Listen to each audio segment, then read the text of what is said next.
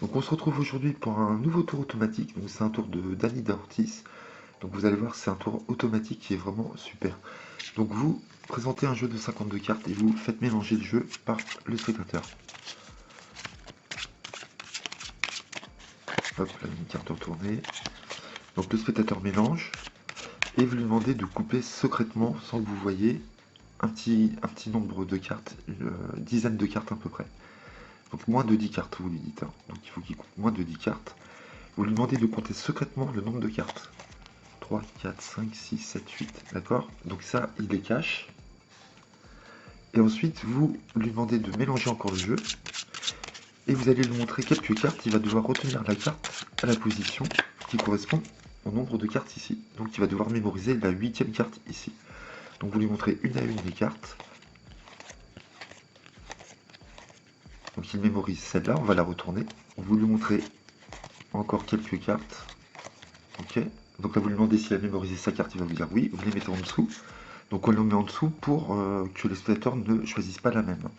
Là à ce moment-là, vous pouvez lui demander de couper à peu près la moitié du jeu et de mélanger à nouveau. Et pareil, il va devoir mémoriser une seconde carte, exactement pareil, à la même position que son nombre de cartes coupées ici.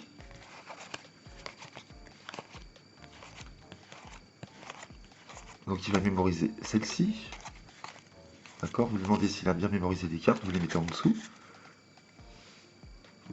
Vous pouvez à ce moment-là encore mélanger les jeux en déposant quelques cartes comme ça. Et déposer le reste par-dessus.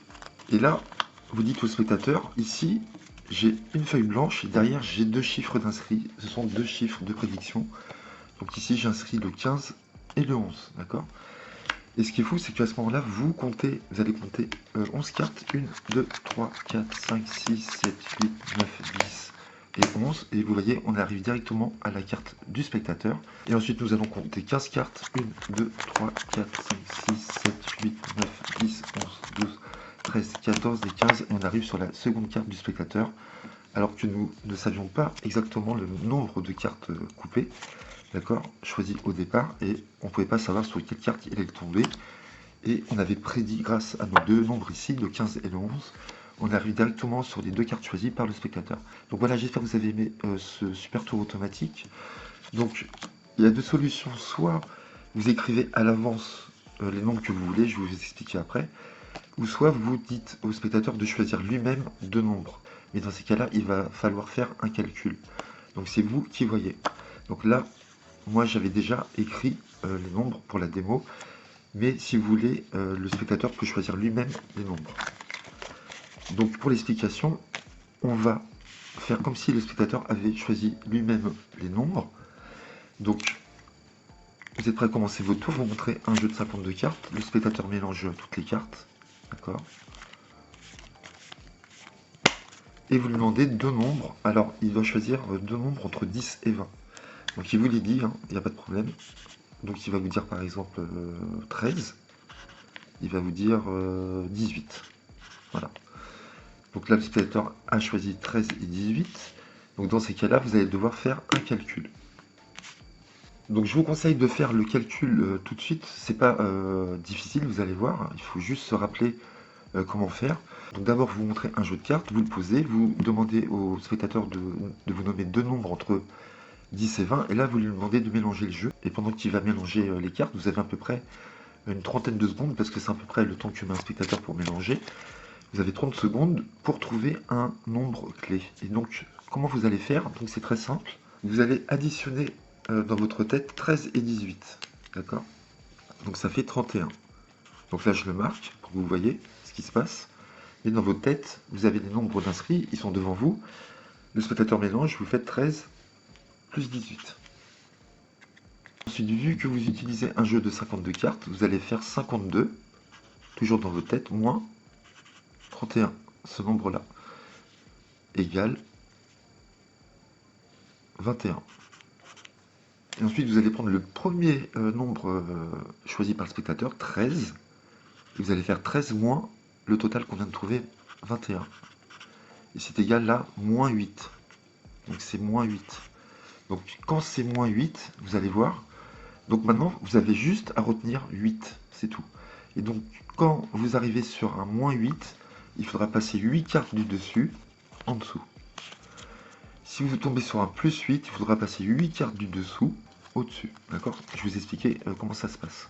Et ensuite, vous allez prendre 18 et non 13, comme j'ai mis ici, je me suis trompé, pardon. Donc vous allez prendre 18, vous prenez le second chiffre et non le premier, et vous faites 18 moins 21 par rapport à ce nombre-là, et ce qui fait -3. Donc je me suis trompé, c'est -3. Donc vous tombez sur moins. Donc si vous tombez sur -3, maintenant vous allez retenir 3 dans votre tête, c'est tout. Et si vous arrivez sur un moins, il faudra passer 3 cartes du dessus en dessous. D'accord? Et si vous tombez sur un +3, il faudra passer 3 cartes du dessous au-dessus.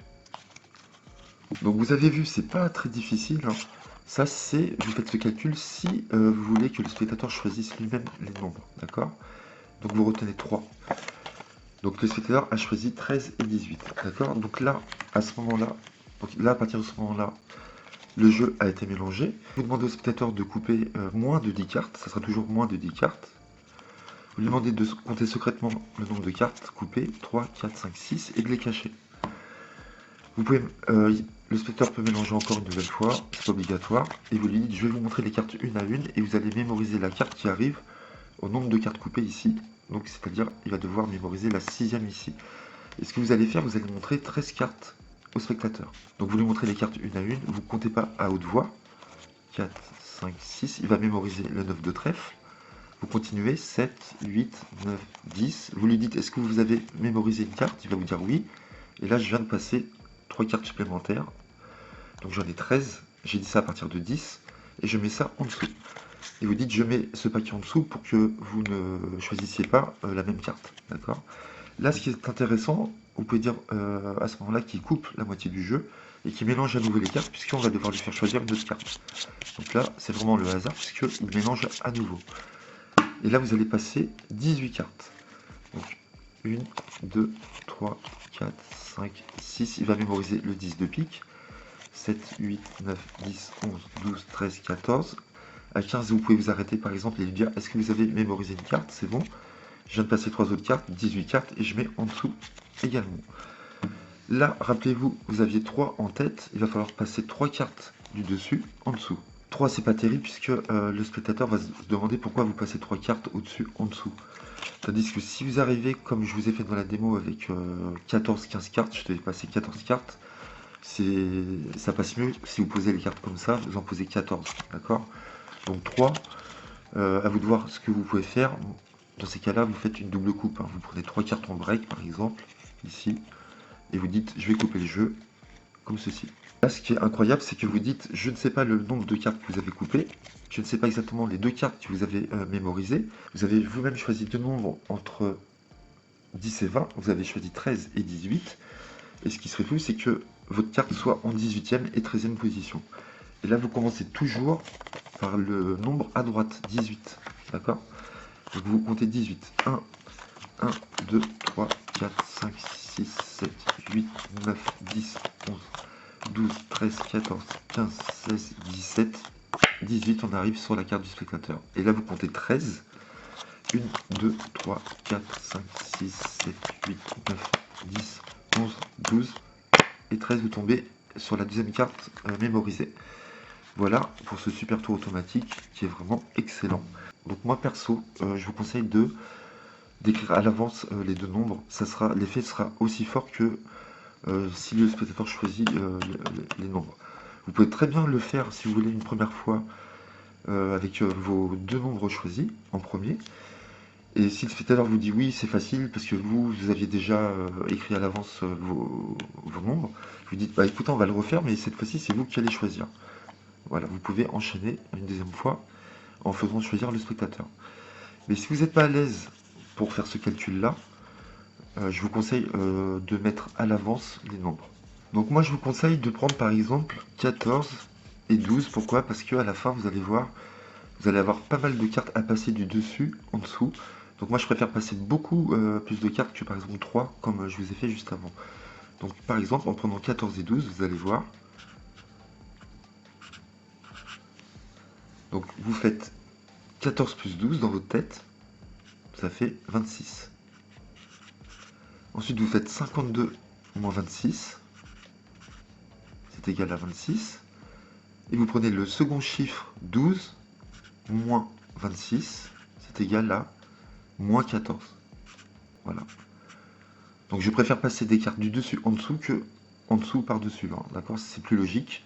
Donc là, à la fin, vous passerez 14 cartes. Donc si vous choisissez 14 et 12, comme moi, vous pouvez très bien mettre 26 à la place de 14. C'est-à-dire que vous allez compter en une fois les cartes de 1 à 26 et non en deux paquets. Vous voyez, par exemple 12 et ensuite 14. Donc ça marche quand même. Donc c'est peut-être mieux. Pourquoi? Parce que 26, c'est quand même assez éloigné de 12. D'accord? Ce ne sont pas des nombres très proches. Donc là, je vais montrer 14 cartes. 1, 2, 3, 4. Donc 1, 2, 3, 4, 5, 6, 7, 8, 9, 10. Il mémorise la dixième. Il avait coupé 10 cartes ici. 11, 12, 13, 14. Je mets en dessous. Ensuite, je vais montrer 12 cartes. 1, 2, 3, 4, 5, 6, 7, 8, 9, 10. Il mémorise celle-ci. 11, 12, je mets en dessous. Et je vais passer 14 cartes, d'accord? Donc je vais mélanger 3, 6, 8, 10, 14 et je dépose.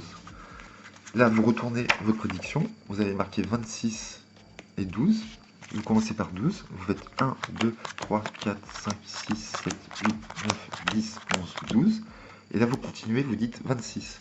Donc 12, 13, 14, 15, 16, 17, 18, 19, 20, 21, 22, 23, 24, 25 et 26.